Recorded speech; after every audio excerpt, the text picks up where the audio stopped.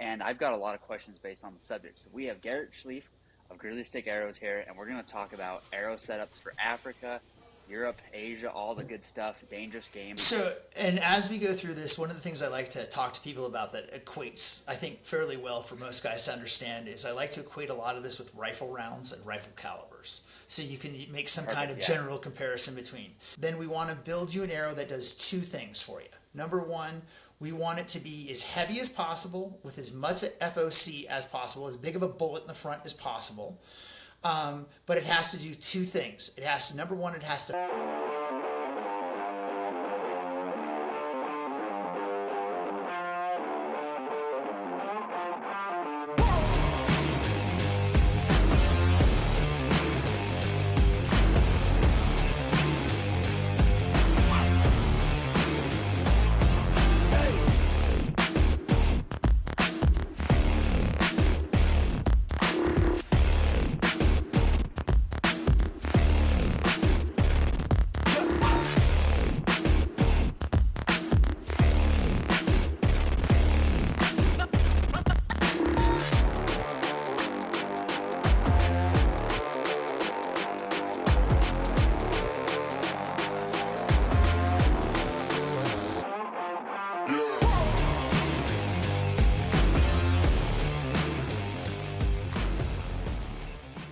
Hey, what's up, guys? Welcome back to another episode of the Safari Trails podcast. Today we have a special guest, a guy that I've wanted to get on here since the start of this, and I've got a lot of questions based on the subject. So we have Garrett Schlief of Grizzly Stik Arrows here, and we're going to talk about arrow setups for Africa, Europe, Asia, all the good stuff, dangerous game.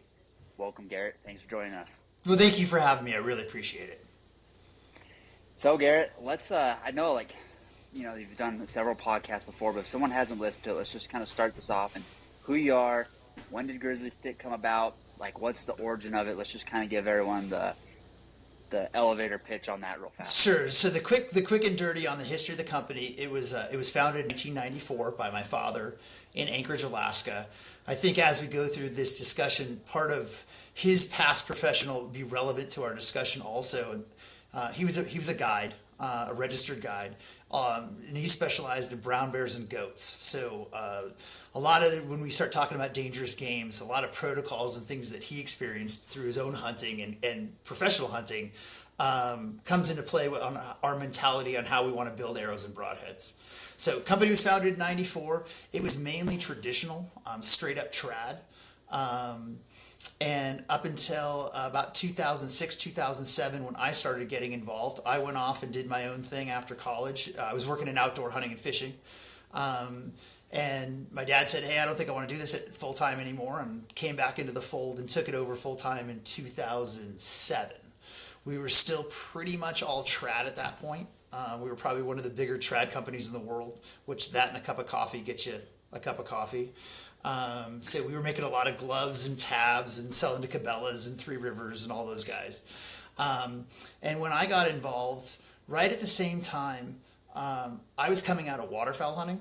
I was the director of marketing at Ducks Unlimited at the time, and was watching this giant conflict inside duck hunting at the time, because when they switched to steel shot, people arguing about going fast and light versus going heavier and slower. So at that time, that was kind of going on still, and I was involved in parts of that. And then as I got more and more involved with the archery, because we were trad guys, we were able to shoot heavy arrows. We weren't making broadheads, but we found this guy through another mutual friend of ours, this guy named Dr. Ed Ashby, and he had all this research that he had written, and I just dove in. I just started trying to read as much of it as I could, absorb as much of it as I could. At the beginning, a lot of it didn't make sense. It took me time to go through it. And I think that someone had told me at one point that they counted them up. There's something like 3,000 printed pages of research that Ashby's done over the last 30 years that you can go back and read. So we spent a lot of time doing that. And that's when I got it in my noggin that I thought I wanted to go make broadheads. So we've been making arrow and broadhead systems based on Ashby's research, and then kind of refining what he found through that research for now, the last 15, 20 years almost. So, and the company evolved. It completely changed from a trad guy to, then we were just straight up, we became more of a straight up Africa company for a lot of people. those hunters would come back and they'd go elk hunting and whitetail hunting and different things like that. But we still were pretty much focused on taking care of those guys. And we really were still relatively unknown until, I don't know, 4 or 5 years ago inside the U.S., I felt. Most people knew us through SCI and Dallas Safari Club and hunting in Southern Africa. Gotcha. So, like you're saying, there was that little bit of like an argument in the waterfowl industry when you came over to the bow side of things. What gap were you trying to? Because you've seen that argument over there, so you've seen the argument or a gap here, obviously, to fill. What kind of gap was that? Obviously, for the dangerous game, or just the heavier arrows, or what was the correlation with that? There was both. We good or bad and different. We bought into the Ashby system. We didn't think that was going to translate at that time, and still is slowly translating to the whitetail guy in North America. So coming out of trad, it was a big jump just to move into arrows and broadheads exclusively anyway. So we really wanted to focus on what we thought we could do better than anybody else. At the time, no one was addressing guys hunting in Africa. Most of the equipment, you've been around the arrows back then, were stuffers. A lot of guys, stuffing a shaft, putting lead shot in them. Some guys putting salt in them, and then using some form of, most guys were tapping out on most of their setups around 150 to 180 grain heads. That's the most you could find. So there just wasn't great equipment to go do, and there was no standardized equipment. You couldn't go to a place and say, hey, I'm going Cape Buffalo hunting. Can you make me arrows? So that kind of simultaneously happened, took over the company, got interested in Ashby. My first full year was 2008 with the company, so the markets crashed. Everything was a nightmare trying to say, welcome trial by fire. And so we were like, we have to figure this out. And at the time, because we were trad and then we were trying to get into higher end arrows and broadheads that were heavier and they were expensive, we would go to ATA and we would literally get our asses handed to us. You'd get 4 days of guys walking in your booth telling you why their pro shop could never sell any of your equipment, or it's trad, or it's too. There was always a thing, and luckily for us at that time, we got it in our head and we got bumped on the waiting list. For most guys, I don't know what it is now, but back then, even then, SCI's waiting list to get in as an exhibitor was like 4 years. But because they didn't have really any archery guys, there was Matthews there and Bow Hunting Safari Consultants were the only two guys there at the time. And they bumped us to the front of the line. We got in 2009. And we'd been there all the way up through COVID. We were the only archery and broadhead guy. So all that coming together simultaneously, we had equipment coming from trad guys in Alaska trying to shoot moose. And so it was heavier, it was bigger, we were more worried about heavy bone hits. There was a lot of other things that came into place. So when that first originally started translating over, the first big animal that really made sense for customers to come talk to us, minus the fact that they just booked a hunt while they're there, right? They're at SCI, I just booked my hunt. I'm going buffalo hunting in 2 years. What do I need to shoot? We really started doing very well with those guys. Again, being the only guy and being in close proximity when guys were booking hunts. That's where we built up a lot of our business over the years in Africa. That's where we built up our relationships with the PHs over the years. There's a lot of guys that we've shared a lot of customers with over, back and forth. Hey, I got a guy that's going for this. I got a guy, or vice versa. I got a guy that's looking for this. This is what he's looking, and pushing back and forth that way. So, that was our entree into SCI and entree into Africa was through that, being the only guys there. And since then, very humbly, I think our customers have set records that I don't know if they'll ever get beat as far as the sheer volume of animals that have been taken with our equipment, and all the big five especially. And with the big five, and that stuff's getting more and more expensive to hunt. It's harder to hunt. It's harder to get tags, especially archery tags for. I just don't foresee that if we'll ever kind of get past on any of those numbers, which was kind of neat. We got to build that stuff kind of in that golden age, that last golden age of Africa hunting, especially for bow hunting. And, it really seemed to, and it seems like since COVID, it's still going. It just doesn't seem quite at the level that we used to see it at. You maybe see it different, but at least from what we're seeing, there's still a lot of guys going. It just doesn't seem like it's as crazy as it used to be. Prices are starting to come down though too, so maybe that'll change as we go through this too. Yeah, and I think also it kind of goes to the point where you're saying, these wild Africa lions are X amount more expensive. Yep. A guy might not want to take his bow compared, there's just like those kind of things I think fall into play too on this is, some of these guys aren't wanting to, because obviously bow hunting is harder than shooting, like taking a rifle. It's just as the stock aspect on some of these hunts, and I think some of these guys are like, I'm not going to try to do that twice, so I'm going to just take the rifle the first time type of deal. Because, I feel like the South Africa movement of bow hunting has kind of went up, but the dangerous game movement has kind of, to me, like you said, it's kind of went down in the bow hunting side of things. That's how I kind of see it. I don't know about you. Oh, yeah. And so, like, kind of talking on that, like, I get asked a ton. Like, people ask me about my setups, and I'm like, I just want to get Garrett on, and then we can actually break down the species, like, obviously we're not going to go species by species, but we can lump them into categories. Yeah. And so, let's just dive into some of that real quick, because people ask, like, especially the dangerous game, everyone's like, hey, I'm going to go shoot a Cape Buffalo. What do I need? And I know the first time I went, we had 950 grain, like we were, maxed up. And the last time we talked, we were actually going to cut down some poundage on my bow and also cut down some weight. So let's kind of maybe explain that transition a little bit too, if you don't mind. So, and as we go through this, one of the things I like to talk to people about that equates, I think, fairly well for most guys to understand is I like to equate a lot of this with rifle rounds and rifle calibers. So you can make some kind of general comparison between. So normally if a guy goes on his first safari and he goes to people that are, that have done it before, if he asks his PH and he says, hey, I want to bring one rifle that I can pretty much do everything with, what is that going to be? And I would say that 95% of the guys will say something around a 375 H&H with a 300 solid. It's a little big for some stuff. It's a little small for some stuff. It works on everything, right? You can use it on everything. When we get into dangerous game and some of the bigger stuff works better. Not so much that the calibers are bigger. The calibers are shooting heavier bullets, more mass, more penetration on those big animals. So that same kind of philosophy really does transfer over into bow hunting when we just talk about weights, because the big distinguishing factor in that is the speed, right? One's traveling over 2,000 feet per second, one's traveling under 150 or 250 feet per second usually when you get into those higher stuff. So it really, that's where the difference breaks off. But a lot of that fundamentally is the same. For us, when we're recommending guys going plains game hunting, it's going to be an Ashby-inspired system of 650 grains at a minimum, with at least 19% forward of center. So at least 19% more weight in the front half of the arrow than in the back half. That becomes important, and we can talk about that in a second on why that's so important. It's like a bullet. And then structural integrity, it can't break, right? When we hit something, it doesn't matter how fast or slow it's going or what it does. If it hits and breaks, everything's going to stop.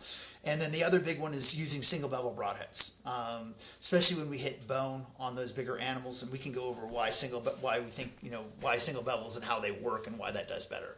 But for guys, for plains game, for everything, one setup, 650 grains. If that sounds heavy to most guys, it's heavier than what most whitetail hunters would be hunting. We see that kind of now, that's crept up over the last couple of years. Kind of the average that we see for our customers that are new to us coming in, 500 to 525 is kind of the new standard. So guys, one of the first questions is, what kind of poundage do I need for plains game? And how heavy of an arrow, how fast should it go, all those kinds of things, sighting it in. Just to give an example, for most guys that go from a 525 grain arrow to a 650 grain arrow at a 70-pound bow, if they're shooting multi-pins, as an example, they have a 20, 30, 40, they're not going to touch those pins. Over 40, those heavier arrows are going to drop at a higher rate than they will than the lighter arrow. So they're going to drop more, just like a heavier bullet would drop more, right? It's got more mass. It's going to get pulled down faster. But the difference is it's much more stable in flight, and if we want to range them, once we range, especially if we're ranging with a laser finder, you know exactly what the distance is. It's going to go wherever you point it, right? So once just like any heavier bullet, once we sight that in, it's going to go where we want it to go. So that's the normal setup we like to recommend for guys. That's the one that we've sold a lot of over the years. And when you're looking at your plains game, and for most guys, that takes them all the way up to eland. So eland, and I'm telling you, you're one of the few people I know that have them all. Eland and all the plains game underneath it, outside of the big stuff. That's the big stuff that you can use that on. It does work on some of the bigger stuff. We have guys take Cape Buffalo with 650 grains. Do we say that it doesn't work? No, we don't. it goes back to, you want to shoot them with a 375 or you got a 470? You got a 470 with a 500 solid in it? Why don't you use that? It'll work better. So it's all that kind of varying degrees. It has to do with, we ask a lot of questions when guys are getting set up. Are you going to a place, if they're going to South Africa, are you going to do any spot and stock, or is it all going to be on water holes or on feed? How is that going to be set up? Do you know? Is it going to be, have you been with the pH before? A lot of those guys don't know until they get there, right? And how much weather there is, how much foliage there is, those setups, whether they set guys up in blinds or if they want to do spot and stock. Outside of that, Zimbabwe, Botswana, not Botswana, well, it's a little bit, but Zimbabwe, Mozambique, Zambia, that's all spot and stock unless you're on cats, right? Unless you're shooting cats on baits. But outside of that, that's all going to be. So ranging for that stuff becomes a little bit more important on the guys that are spot and stock. But McKinsey will tell you, and all the PHs will tell you, 30 yards is a really long shot in Africa. Different animals, you can definitely shoot farther, but as a general rule, 30 yards is about as far as you're going to shoot at most stuff. Some of the plain stuff, obviously, a little bit different. The mule deer of Africa, right, and some of the rock stuff. You got to reach out and touch those guys a little bit more. So that becomes important. But again, for most guys, switching to 650, you can go for plains game, and you can absolutely shoot everything with those single bevel heads. And with the anatomy, this is a good one for us to talk about too. The anatomy of African game being different than most guys coming from North America. Everything in Africa, for the most part, is going to be pushed much farther forward and much higher than it would be in North America. And that shoulder and leg come much more into play because they're shielding even more than most stuff. So the chance or bogey of bone hits becomes much higher in Africa if you're shooting broadside shots. So we recommend that 650, knowing that you can hit any bone in any of those animals that we just mentioned, break that bone and keep going. I would always turn that back over to you. And I always that sounds like, I don't like saying stuff like that as an arrowsmith because it sounds boastful, and believe it or not, there can be a lot of BS in archery over the years. So I always like to turn it over to guys like you that have gone and done it and say, hey, can you break shoulders on big animals? Can you shoot right through them? Yeah, I mean, you need to, I guess, like you said, Africa, it just tends to, all the vitals seem to be further forward and a little bit higher. And because I shot a roan 2 years ago and I shot it in the crease and I was like, shit, I shot it too far behind. Like that was, you know what I mean? Yep. He had I know the crease. That's guys will freak out on the crease. That's how crazy that sounds to a whitetail guy, right? But yeah. So, have you done it? Have you had any heavy bone hits? Have you had a heavy bone hit? Yeah. So I shot that puku that ended up being, I think, number 3 or number 4 in the world. I shot it literally in the shoulder with that 950 grain setup, and it dropped and Jason looked at me like, yeah, what the hell did you shoot that thing with? It dropped like you shot it with a 375, but it was with a bow. Yeah, and that's what I'll tell guys too. If you hit them with the right archery equipment, you can kill them faster than you can kill them with a rifle. You can break bone faster. You can shoot through them. You double lung something and shoot through them. I don't care who they are. You got 25 seconds to get everything in order because the computer's gonna turn off really fast. Well, I mean, what's the width of those? The size. So for all of our single bevel heads, they all have the same width. We'll actually have a new one coming out this year that's going to be wider, but actually next week. But everything we do is an inch and an eighth wide at the back. Okay. So for us, go ahead. But if you're shooting, like, let's say you're shooting a rifle and you have a bullet malfunction, you're literally punching a hole like this.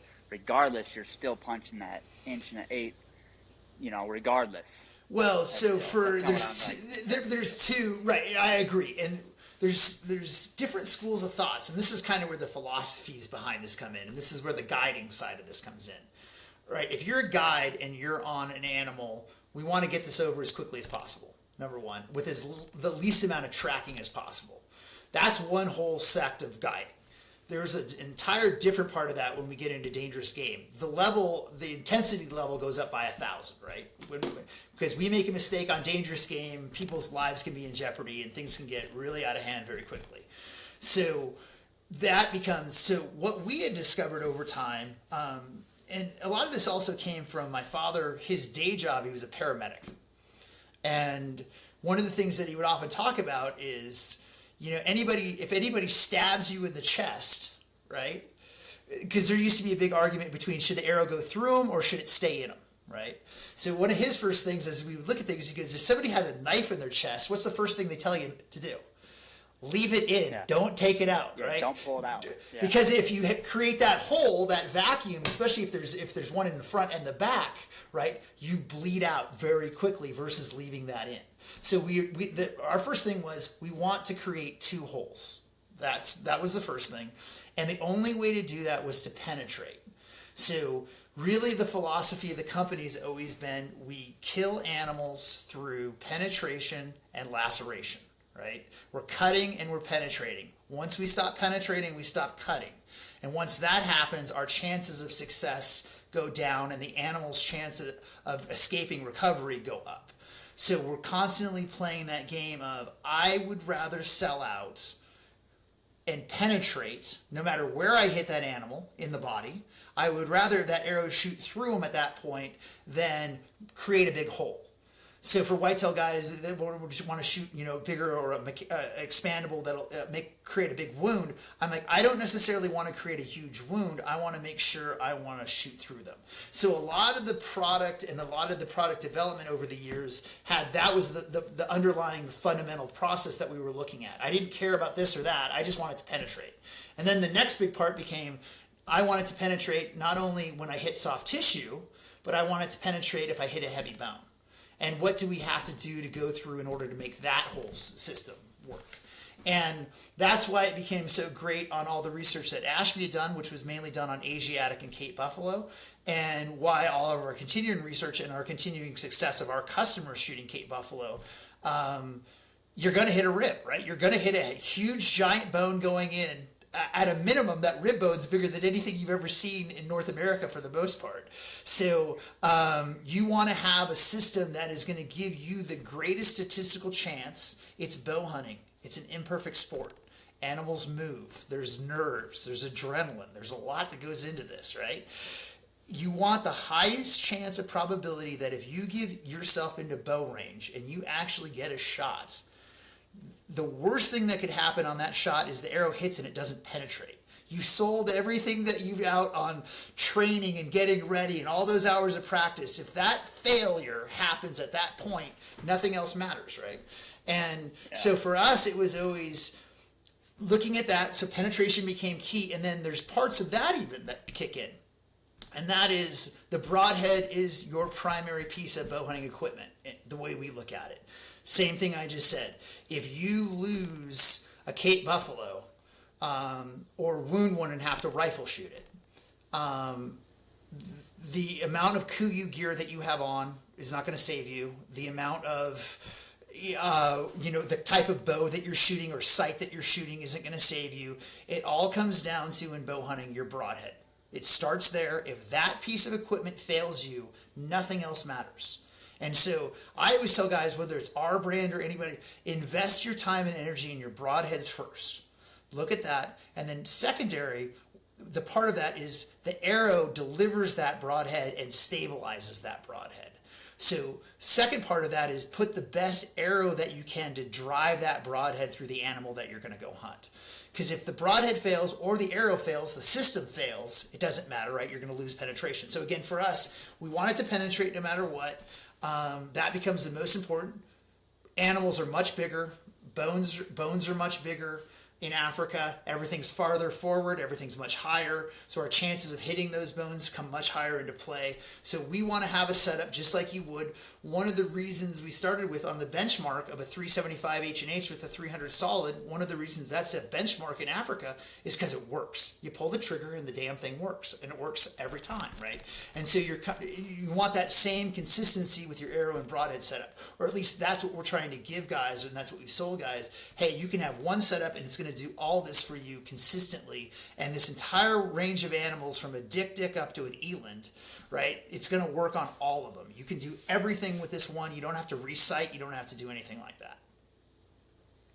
Which is great, because I think a lot of people get too caught up in getting too much different gear.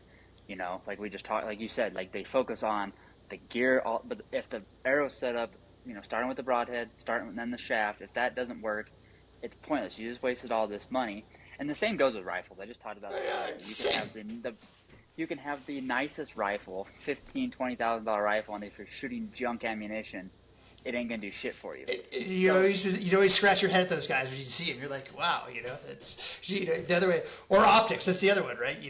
Put the money in your optics.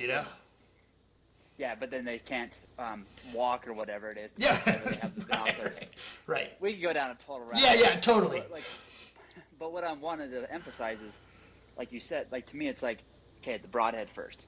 Get a good broadhead, because one of my questions, what we were going to talk about, was fixed blade, which is your single bevels, or mechanical, because you used to see, everyone used to be like, oh, it cuts a 3-inch diameter hole, all this, but again, if it's not going to pass through, or if you're, you can literally cut a 3-inch diameter hole in a shoulder, and if it only went in 2 inches, it didn't do shit. It doesn't matter.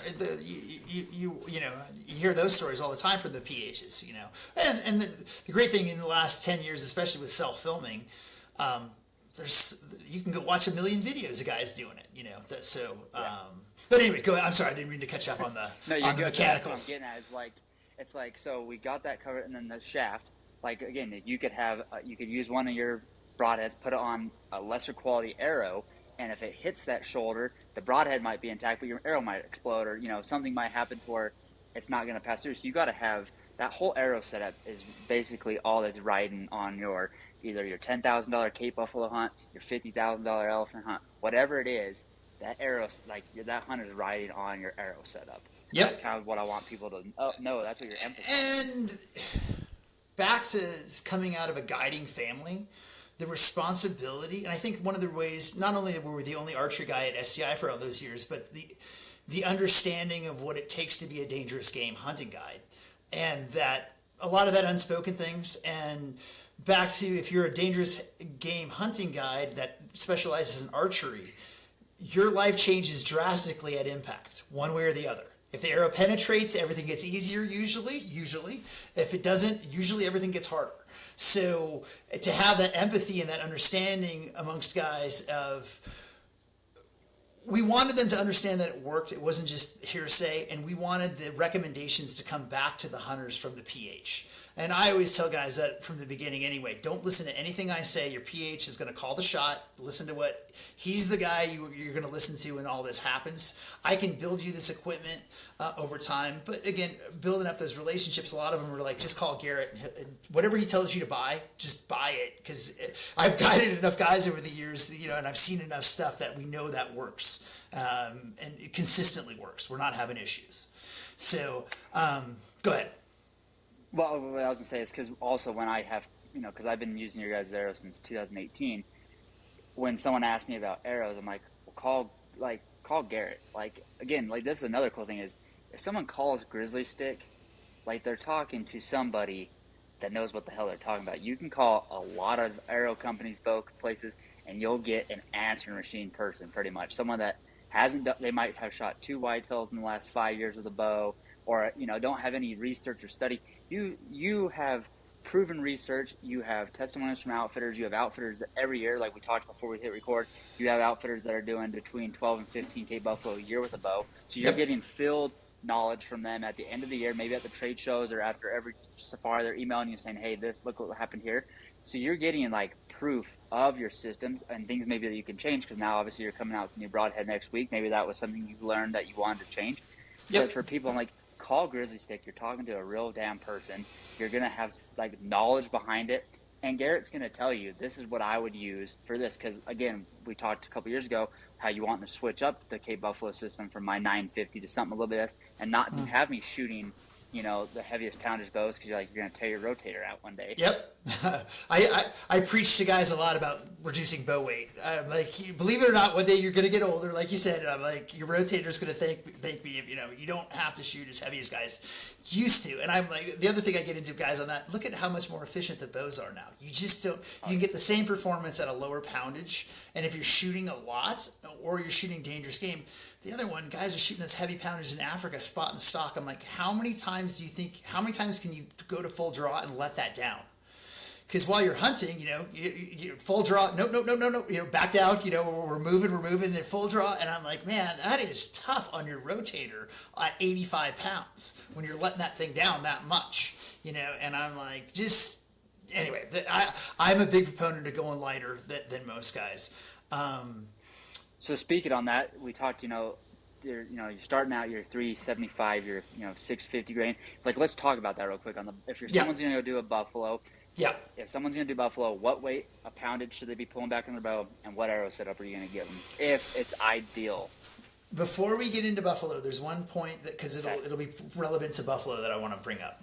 One of the things that we've learned over the years building arrows for this kind of setup is a term that we use internally that's called, we call it an arrow slug. The slug of your arrow is the bullet, and that's going to be your broadhead plus your insert plus any brass footing we add behind it. One of the things that we've been branded with over the years is, they like heavy arrows, or they make heavy arrows. Actually, we don't like heavy arrows. We want the arrows to be absolutely as light and stiff and strong as possible, and we want to put as much weight as possible in the front end of it. So just like a bullet, that slug, the heavier it is, the easier it is to penetrate. So over the years, we were building them and just kind of realized it kind of works hand in hand with rifle rounds. So on a 650 setup that we'd be building, that's normally with a 200 grain head for a normal guy at 600, a normal guy, let's say at 29 inches, the arrow weighs 650 grains, but the slug in the front, the bullet, the insert, and the brass is going to weigh 350 grains. So over half the weight is in the front in the bullet. And that's what I always want guys to think about, especially for Africa. That is what you're shooting at the animal, that bullet. And the arrow is guidance and steering for that bullet. We want it to fly perfectly, but the bigger the animal, the bigger the bullet. We need more penetration, again, especially if we hit a heavy bone. So that's the first part of it. So second part is we randomly, in 2007, based on a couple different things for both elephant and for Cape Buffalo, we had never done builds like that. Again, coming from guiding, we weren't just going to make something that had never been taken out in the field before and just say, hey, I think this is going to work. But how do you go test that stuff when you live in Alaska at the time, right? So one of the things that we were looking at was we really spent a lot of time studying the Battle of Agincourt in France in 1450. It was the British against the French. I won't get into the details of the battle, but the English wiped out the French in 3 days, and they could kill a mounted French knight on a horse and the horse with one arrow as they'd rain down on them. So I went back and through a couple different museums in England, did some research, got a hold of a couple curators, and found out about what those arrows were, found out how long they were, about how much they weighed, and about what the FOC was. So we took those two averages, and we built arrows based off of averages on arrows that were shot in a war in 1415. So what that became was 950 grains for Cape Buffalo, and in that arrow, if you're shooting a 70-pound bow, about 500 grains is going to be the slug. So you're shooting a 500 grain bullet. The arrow, there's guidance and steering for you, and that's where the successes come in. And a lot of this is not necessarily any one part. We've never found any one golden bullet for any of this. You have to stack a lot of this together. And you get little itty-bitty incremental bumps from different parts of single bevel, FOC, tapered arrows. There's little parts, but all of a sudden you start adding all those together. It's like a bowling score. It's a cumulative score that builds on itself. And by the time you're done, it's sticking out the other side of a Cape Buffalo. So that was always the standard for us for at least about 10 years, was 950. And then what happened for us is we had a lot of our customer base was getting older. And the guys were still going back, and hey, I can only shoot 65. I can only shoot 60. I can only shoot 55. Can you make me an arrow to go hunt Cape Buffalo? And we're like, yeah, we can go make it. So what we've seen is we have had a lot of success all the way down to 800 grains, so you don't have to go as heavy. The only difference between 800 grain arrow on a build and a 950 is the 800 is going to fly at a flatter trajectory. at a lower poundage, so you're not lobbing it as much. Again, those arrows are going to penetrate no matter what when they hit. They got so much weight in the front. So we have seen those weights on Cape Buffalo kind of creep down. Back to, there's still a lot of customers that we have, even new guys and definitely older guys that have been more than once, that'll just build 950 if Cape Buffalo's on the menu. If there's a chance I may go Cape Buffalo hunting, and they'll build 18 arrows to 950, and those are my 375, right? Those are my arrows when I go to Africa, and I shoot everything with a 950 grain arrow while I'm there. And they'll go to have 12 animal safaris and shoot everything with those giant arrows. Back to, it works. It penetrates. I'm shooting everything inside 25 yards. I'm dialed in. I don't change. Guys used to go when they would travel, when we started this, they'd want to change sights, change bows. And I'm like, man, just, if you got one that works for you, just use that. If that's, that one. Stick, that's the boomstick that you got, man. Use that. It works. So that's kind of what we've seen on the Cape Buffalo side. We've seen those weights creep down, and we're very comfortable recommending guys at 800. Again, we've had guys do it at 650 and be successful. One arrow bow kills. It's a Cape Buffalo, man. They're huge. Like shoot a big, it'd be like bragging I shot him with a 30-06, and it's like, you could do it, if everything goes right, but you can, I would recommend you go as big as you can shoot. So that'll also come into play when guys will ask, well, how do I set this up for my bow, especially if I've never shot arrows that are something like that heavy? One of the things that we do internally and have for years, and McKinsey and I actually years ago did a little thing on how guys will buy test kits. And we have 2 arrow test kits, so you can build 2 arrows to length. We usually talk on the phone. We walk you through what you're trying to do, your bow poundage, length, all that stuff, and make recommendations based on the type of hunting. And then we always default to, what do you want to do? I can make you recommendations based on this. There's A or B. What do you think is going to work best for you? And then we can build you test arrows that you can shoot yourself. So with those test arrows, the biggest part that we're looking for is we want perfect arrow flight, number one. But guys are asking, how do they judge how heavy of an arrow should they shoot? Our recommendation for guys, especially for African setups, is determine first before you go, as in all hunting, what your lethal distance is. It's different for everybody. And what your lethal distance is going to be on the primary animals that you're going to be hunting. So that's the second part. Once we determine what that lethal distance is for you, then we want to build you an arrow that does 2 things for you. Number one, we want it to be as heavy as possible with as much FOC as possible, as big of a bullet in the front as possible. But it has to do 2 things. Number one, it has to fly perfectly, right? Perfect arrow flight, bullet holes through paper. Number one. Number two, it has to fly at a trajectory at a trajectory that you like at your lethal distance. So if your lethal distance is 30 yards and you feel that you're lobbing that arrow too much, then we'll start backing down the weights a little bit so you're happy with that and still getting perfect arrow flight. I think a lot of the X factor that comes into a lot of these arrow builds over time too is just having the consumer, the bow hunter, believe this is all going to work before they go. And perfect arrow flight is one of those key indicators for guys to like, oh, I can't wait to go hit something.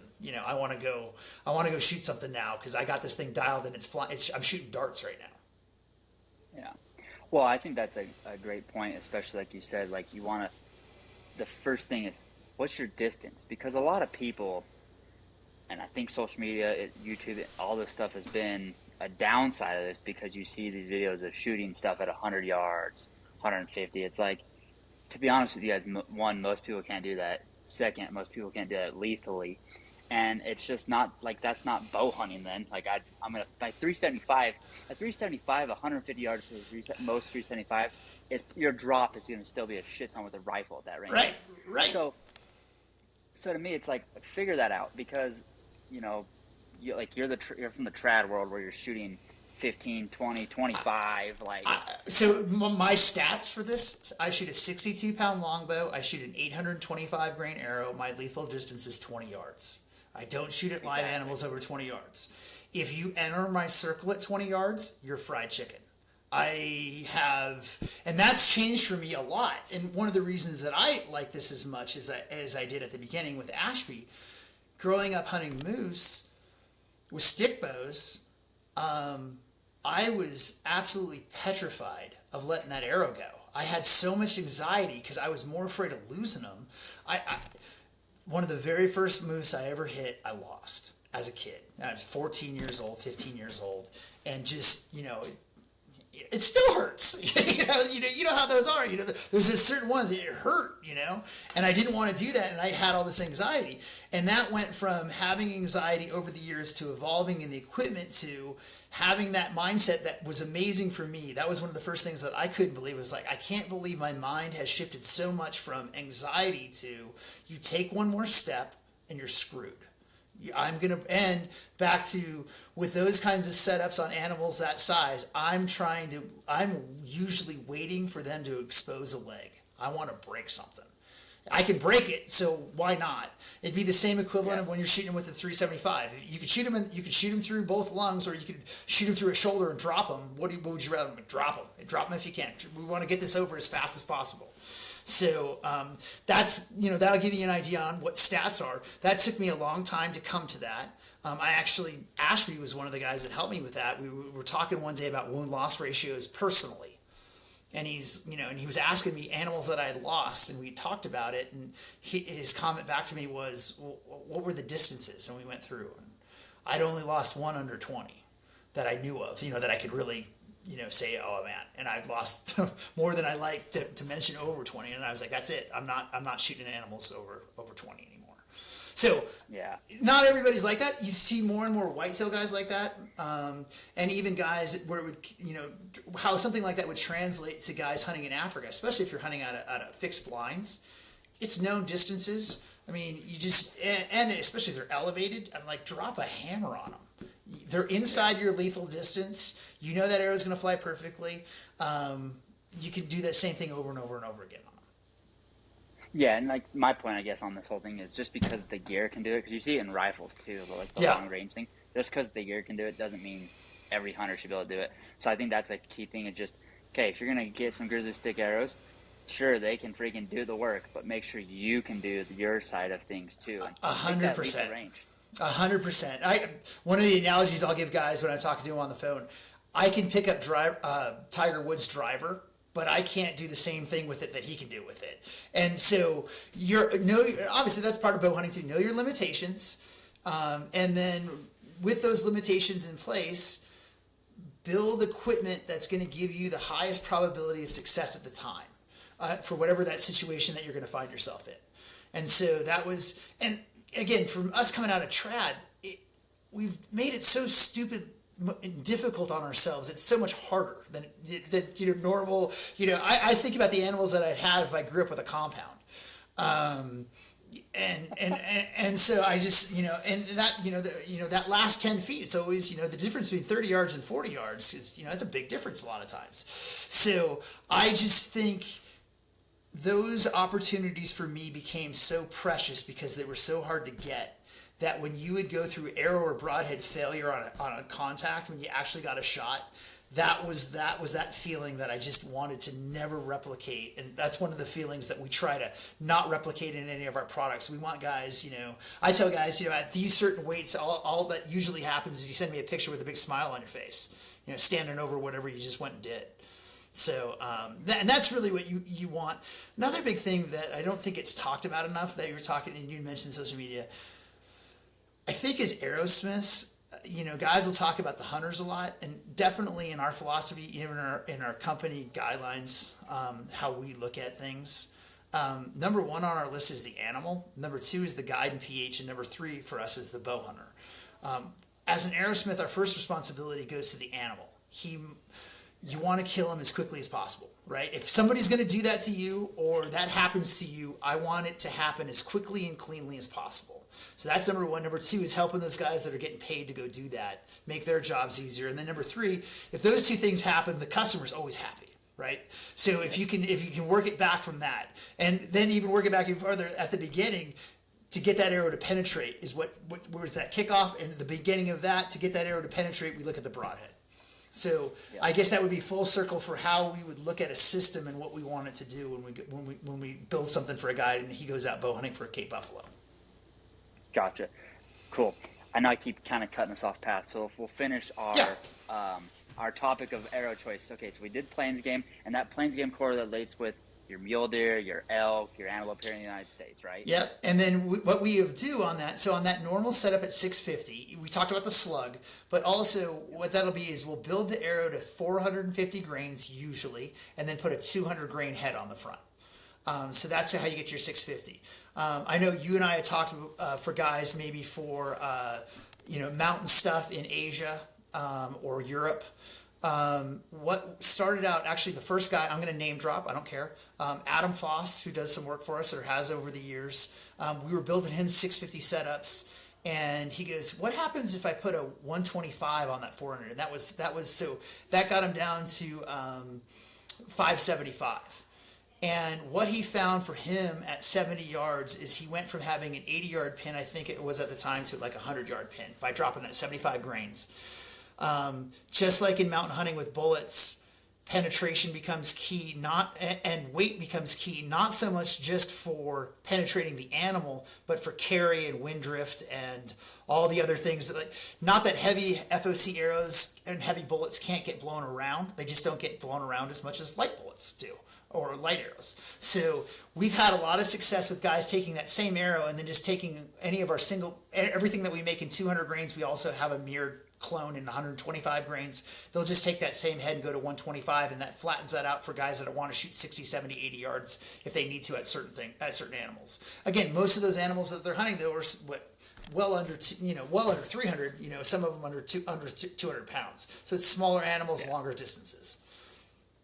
So that's great. That's great to hit on that for the folks that are wanting to do the your chamois, your ibex, your Uriols, and even up into your argallies. Still, like your argallies are bigger, but Blanford, Uriel, like those are small sheep, the smallest sheep of the world. Your ibexes, you're still shooting a body that's big when it comes down to it, tiny. And having arrows that penetrate no matter what. One of the things another one that we'll hear a lot is guys will talk about shot placement on animals like that, especially with setups like this and reaction times. And my argument has always been that it's not that I don't care about shot placement, I don't value shot placement. And the reason I don't value shot placement is because I'm a bow hunter and I'm not a target shooter. And I shoot at animals that move. So when somebody says target shot placement, I'm like, where? He's going to move, right? Especially if they're standing still, right? If they're walking, usually they don't move. In our experience and the videos that we watch on guys, they won't jump. It doesn't matter, the animal won't jump the string if it's in movement. If they're standing still, find a video of an arrow coming at an animal. I don't care what it is where it doesn't jump the string. I mean, everything moves. It's always moving. So when guys will talk about shot placement, I'll be like, we're shooting at a moving target. So where should my shot placement be? Am I guessing he's going up, down, left, right? Where am I guessing? I'm picking a general area usually. I'm focused in as hyper as I can when I shoot, but I'm shooting usually at a general area, knowing he's going to move, and that's the other reason to have a heavier setup on a lot of this over time. Is those heavier setups can bail you out when those guys move, and you hit less than perfect places, and that's when the guys will be like, "Oh, you're saying guys can just shoot at them?" And I'm like, "No, that's anybody that bow hunts. Like you see things that you can't believe those animals move the way they do." Duck and get out of the way of an arrow. So that's another big one for us on that too. Cool. Yeah, because you see that a lot with like the whitetail, the springbuck, the impala, even the ibex chamois. You see, because they're a lot smaller animal. They have that more agility just to move. And then going into that, you got your plains game setups, and you talked about bringing down your buffalo setups. Yep. And that buffalo setup will work for Cape buffalo, bangtang, water buffalo, bison here in the United States. Yep. Anything big like that. And then is there any other sort of setups that you're looking at doing between, your 650 and let's say between your 8 and 950s? Like, is there any No, sort of I think we've those are kind of depending on what guys want to do. That's one, as an example. We'll talk to a guy and he said, Cape buffalo may be on the list, but I don't know. But I have a kudu I want to do. I have an eland, some of the bigger stuff they want to do. And it'll be like, 800 is probably a better way for you to go. In all honesty, it's all the same setup. We just don't put as much brass in the footing. That's it. You shoot the same broadhead. Everything looks the same. Just one of them has another 150 grains of brass in it. So we'll see more guys kind of do that depending on what their setups are going to be. I think another one is bow poundage. I think anything 40 to 70 on planes. We have guys all the way down to 42-pound stick bows, arrows sticking out, broadheads sticking out the other side of animals. And then for your big stuff, your big five, Cape Buffalo. Here's an interesting one that we found on Cape Buffalo. We have more pass-throughs at 70 pounds than we do at 80 pounds, which I think is odd. What the crazier one of that is we have more complete pass-throughs at 60 pounds than we do at 70 pounds. A lot of that has to do, without getting into the weeds on Ashby stuff, it has to do with force of drag. The faster a projectile is moving through an object, the more drag it creates. So actually on some of these bigger animals, by slowing the arrow down a little bit, we actually get more penetration and it becomes easier. It's a hot knife through butter. You slide it through instead of trying to jam it through them. So that's what I was going to ask you. Yeah. Because I'm not this expert of this, but obviously, we talked the lobbing aspect. If you're kind of having that little bit of a lob to it, it's going to come in. It's not coming in like a dart. You know what I mean? So yeah. Is that kind of what you're getting at between the 70 and 80 pounds? It is. Well, it's more. It's more. Actually, it is a little bit. That would be at farther distance usually when you'll start to get it to lob. But at most guys' hunting distances, it's just going to be 2 inches of adjustment on your pins. That's what we're talking more. It's just going to shoot flatter at the same. Just like rifle rounds on any of this, anybody over, especially 60 pounds in compounds, they'll ask what kind of foot per second do I need out of the bow? And our answer is continually, I don't care. It doesn't matter. It doesn't matter. We want that arrow in motion and we want perfect arrow flight.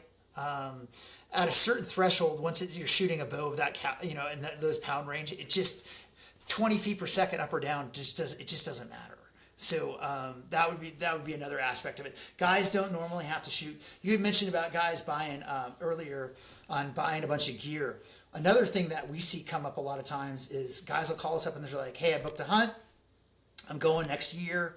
I've been reading all your stuff on the stuff and looking at arrows and broadheads and."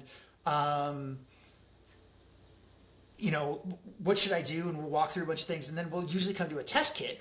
And I'll say, hey, you should get a test kit. And this is what I recommend you test. And they're like, oh, I haven't bought the bow yet. And I'm like, okay. And they're like, they'll tell you what they're going to get.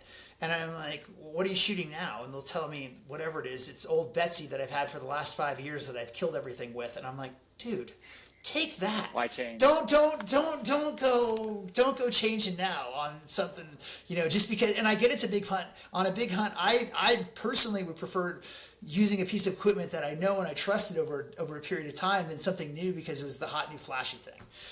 So that would be another one that I often recommend. You don't need to shoot as heavy as you think. Everything's closer. I think that's a big one for guys. It's a different kind of setup for most guys hunting. And then really determine, I think that the biggest identifier between the two types of hunting that I see is spot and stock guys straight up versus guys hunting on a blinds, or either or. But spot and stock, we do things a little bit differently on the arrows. And for that, we usually always want to go heavier just because of hitting brush, just because of a lot of different factors. The what ifs, right? The uncontrolled factors because we're not in a fixed location. Yeah. Right, so that's kind of the only other one that goes with that.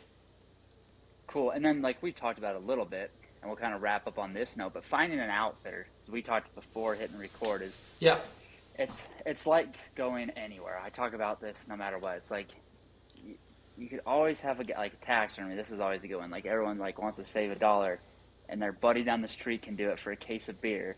There's always. Right.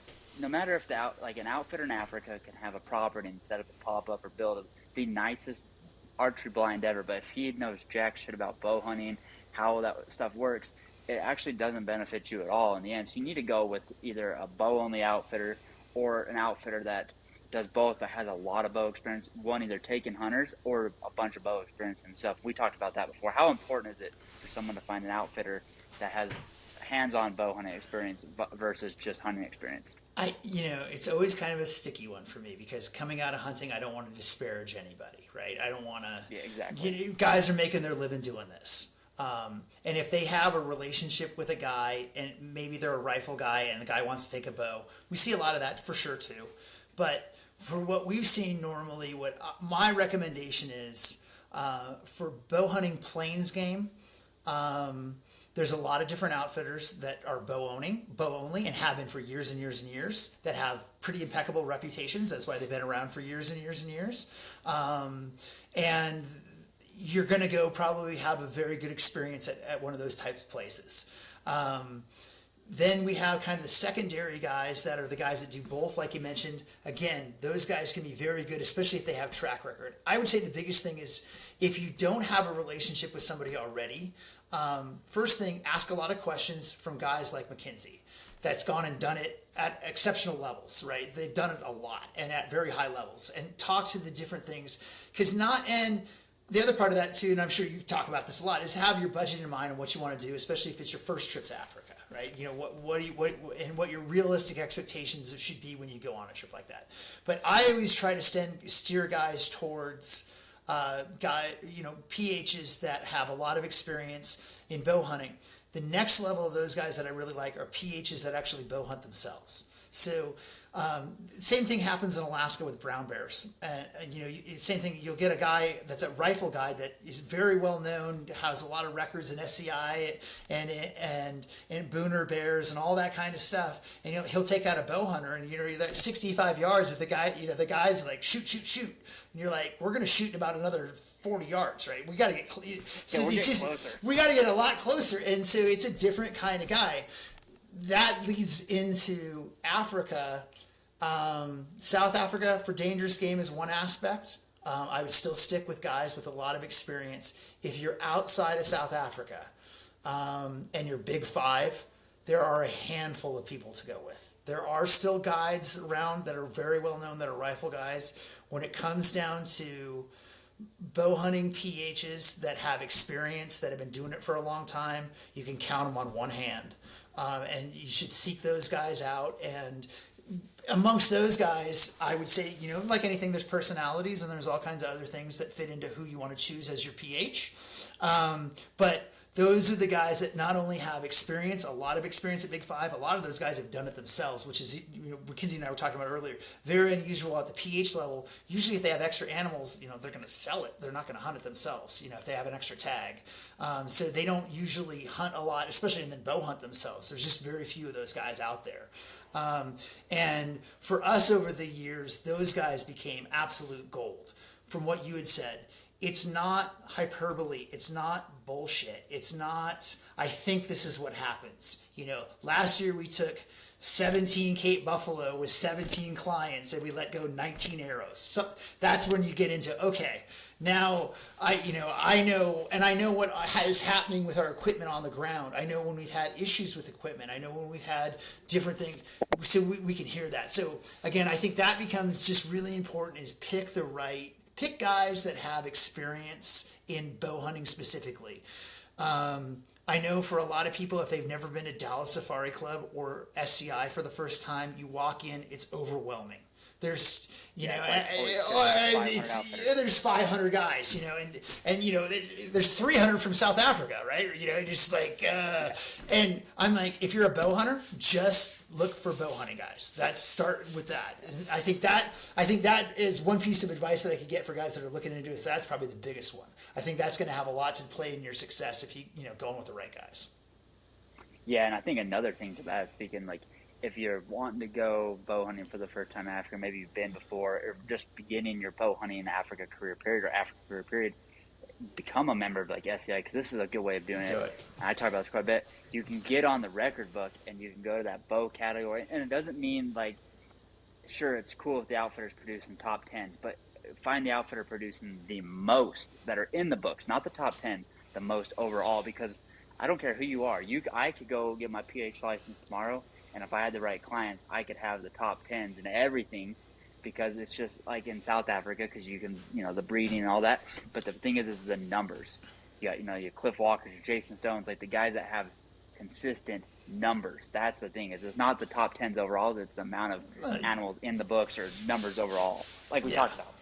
Yeah, no, you just named off two of the monster guys, and those guys, let that trickle down. And a lot of times even I've had experiences when we're trying to book through customers, or customers are looking, they want to go on specialty hunts, and we'll talk to them, and They're great. It's a small fraternity with those guys. A lot of times, if they can't book you when you need to go or stuff, they'll turn you over to. They give each other a lot of business back and forth. And again, at that level, there's so much professional respect for each other. Those guys are. I tell guys, I mentioned it. The guy that I always tell it about is Cole Kramer. If people know who Cole Kramer is from Kodiak, Alaska, and Cole and I have known each other since about 2009. Actually, my dad met him first, and then I met him. And he's done, I don't know, a dozen bears. And I think 3 or 4 and the world record. I don't know. There's a pending one out there now, so we may lose that. But he has the world record right now. That's all with our equipment. He always recommended our equipment, and he's one of those guys. I would tell people, I'm like, every time I'm around him. I make arrows and broadheads for a living. I'm definitely not a cis man, kind of thing. And I'm like, every time I'm around that guy, I feel just so small, just so emasculated.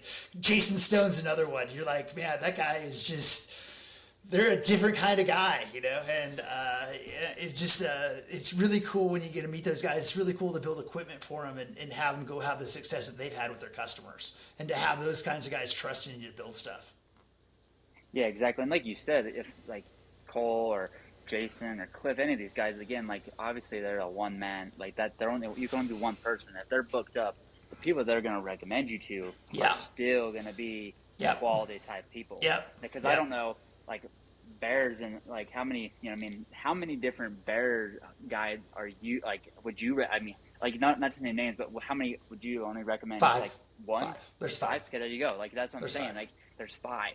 There's not a very high number of successful. No. And the guys that are like, no matter where you're at. Yeah, they're at that level, right? And back to, they have their names in the books, but that there's an extent to that too. They got a lot of bears for a lot of people over a lot of time. That's it's a track record. It's your track record, and that's where you look at those guys. Any of those guys that we mentioned just now. Their records are just it's pro athletes versus guys playing rec league. It's just they're just at a different level of how they're doing that and how they're doing and who they're doing it for. Right? You look at who their clientele is. It's pretty amazing. No, that's the thing is you just got to look at track record again, like track record of Grizzly Stik compared to XYZ companies. Like if you look, it's just. On these, like, sure, anyone can go, like, there's how many whitetail tags are out a year and how many whitetail bow hunters are. That's a difference in track record. But I'm talking about track record between dangerous game, Africa plains game, brown bears. Like, that's the track records you want to look at when it comes to when you're planning these type of hunts. We would hope so, right? If you're looking at these kinds of things, that's, we have done very well. Over the last couple of years, we've tried to get more into North America whitetail, and we've made our little entrees into that and elk. But I think for us overall, it's still always been our bread and butter. It's still always been, the equipment was we didn't necessarily, we were building the equipment and it translated very well to Africa. So that was the first nice, easy, everything we were doing kind of translated. And again, you nailed it. It's really, what is it going to do consistently for a guy? If I've never been to Africa before, or if I've never been Cape Buffalo hunting before, and I'm going to buy equipment, I'm going to try to get. I'm like a lot of guys of our customers that come to us new. I do a lot of research online. I read a lot of stuff. I like to read the negative stuff as much as I like to read the positive stuff. So you kind of get an idea what you're getting into. And then, really look at the overall record. We tell guys, we invite them to go take a look at our website, especially when you get into the big Africa stuff. You're not going to find any other kind of bow hunting page that has that kind of stuff on there.